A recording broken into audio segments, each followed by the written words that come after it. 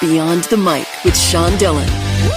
We're joined on the Starline by musician, journalist, and author of Nothing's Bad Luck, The Many Lives of Warren Zevon and Beast, John Bonham, and the Rise of Led Zeppelin. His latest book is Cooler Than Cool, on the great author, Elmore Leonard. We welcome C.M. Kushins. Thank you so much for having me, Sean. I was really looking forward to this. I'm always happy to talk about Elmore, so this is a great excuse. C.M., let's go beyond the mic. Why was this the right time to tackle the life and work of Elmore Leonard? This year would have been the centennial of his birth. So for the big 100, he's been my personal hero since I'm a kid. I want to get this ready in time as a thank you and birthday present, really. That was how I viewed it. Marguerite Harper, a New York literary agent, gave him this advice, quote, "Don't give up your job to write," unquote. Why was that one piece of advice important for Elmore in his future? I think it echoed something that his late father, Elmore Sr., had also lived. His dad was a painter with aspirations to do that. And when his own father passed away at a young age, Elmore Sr. put his painting and artistic ambitions on hold and joined the workforce early. I think he gave the same advice to his son. And I think Marguerite Harper, who had a lot of experience with other pulp writers, knew it to be true. And Elmore lived that his whole life. People forget he had 2 dual jobs for the bulk of his career. He was in advertising, and then the screenwriting, when he was popular enough, those always staked the novels. So there was the art, and he always had something pragmatic going at the same time. So he took heed of that advice. Leonard was the master of research. You took 7 years to write your first book. What was the one fact from your research on Elmore that amazed you about him? About Elmore? That's also twofold. You know, when you see like an amazing athlete like Michael Jordan, he shoots and it's like on a string. They make it look so easy and it's over. Elmore out of the gate had excellent instincts, had an ear for sound and dialogue.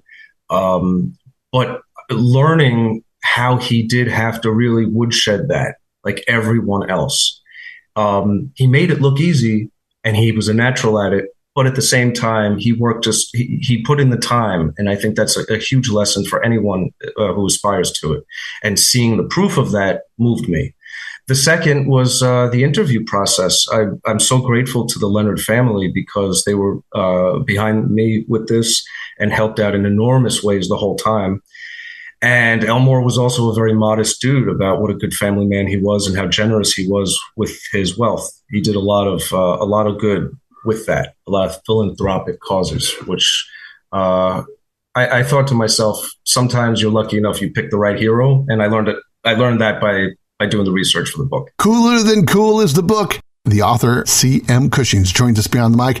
And it's time for the Rocky Nate 8 random questions. Answer with the first thing that comes to your mind. Chad, there's no pressure. I'm ready. Last book you read that wasn't your own? Ooh, the last book that I read wasn't my own, was an excellent biography called, oh my God, I'm thinking of the title right now. It was the biography of Eugene Bullard, who's the first black aviator, first American black aviator who grew up in Europe and flew for France during World War I. All Blood Runs Red. That was the one that I read. It was excellent. Who's the most underappreciated director today? Underappreciated of all time today.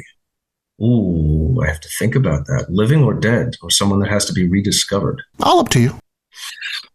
Oh, okay. Let's see. The first one, I don't want to get fancy schmancy on you, but recently, because I am living in Berlin, I'm in Europe with my wife, I started to get into some foreign films, and I don't think he's underappreciated, but I think someone should do a really fascinating English language biography on Werner Herzog. There's a lot of books on him.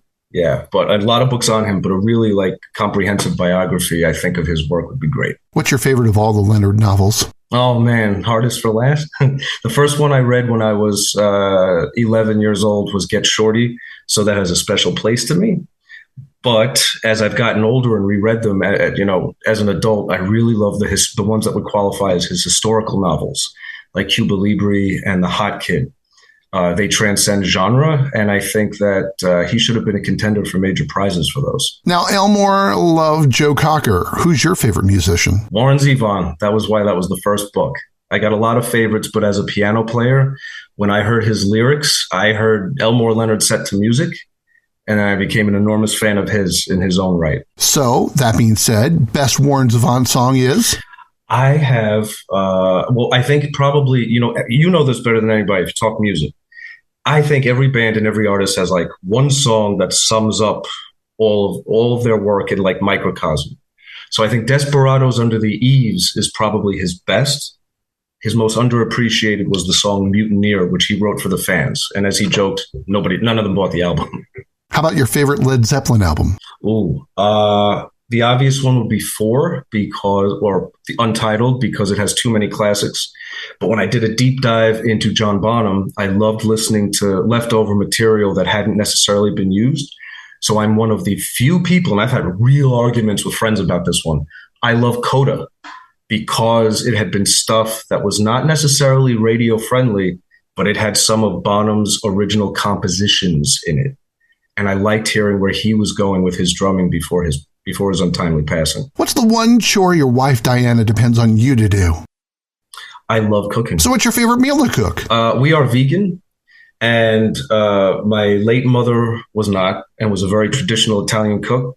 So one of the fun things I like to do for my wife is try and veganize mom's old Italian recipes, of which there were many, so I can't give you just one. Have you written 1,000,000 words yet? I had thank you for that one. I had the confidence to approach literary agents with the idea for that book once we clocked in at about 1,000,000. Yeah. Let's sneak in one more with Cooler Than Cool author C.M. Kushins Beyond the Mic. Good. What's your favorite Dutch story? My favorite Dutch story, again with the generosity. Interviewing his children and grandchildren was amazing because there were stories about how cool he was in real life. And they had a close family friend who was a Franciscan brother named Juvenal Carlson. And the name later got used as a character in the book of Elmore's called Touch. But in real life, Juvie, as his nickname was, he was a missionary priest, and he traveled all over the world. And Elmore stayed in constant correspondence with him because they were very, very close. And I think that had a positive effect on him. He visited the family in Detroit from out of the country for a while when the children were young. And Bill, his son, Elmore's son, Bill told me Juvie needed a car to drive like across the entire country for, a good cause. And he said, Dad just gave him one of the cars, no questions asked, to keep. And he said, you got 5 kids. How could you give away one of the cars? And Elmore said to his son, he goes, if someone really needs the car, you don't give them half of anything. You give them the full thing so they get where they have to go. It's time for one big question with C.M. Kushins. His book is Cooler Than Cool. Yep. Chad, how did a thick manila envelope sent from Elmore change you forever? Thank you so much for asking me. I've told people that story for so long. It was amazing to have an excuse to put it in print. Elmore was my favorite writer from the age of 11 and 12 when my mom would get his books from the library for me. And I wanted to be a writer, but I was nervous about asking for an autograph. At 15 years old, I sent a short story to a magazine. It was promptly and rightfully rejected. And I wrote to Elmore and asked him for help. And he responded in a matter of weeks, 3 weeks. And he wrote me a beautiful letter of advice and encouragement and proofread the majority of the story. He took the time to do that. And as a gift, he sent me one of his short stories. He sent me the first typed draft of something that hadn't been published yet.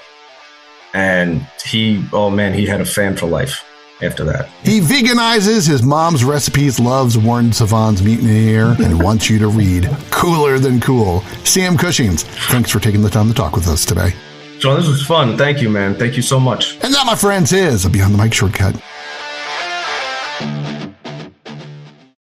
If you're enjoying these conversations, please check out another Beyond the Mic episode to find more actors, artists, and people you need to know.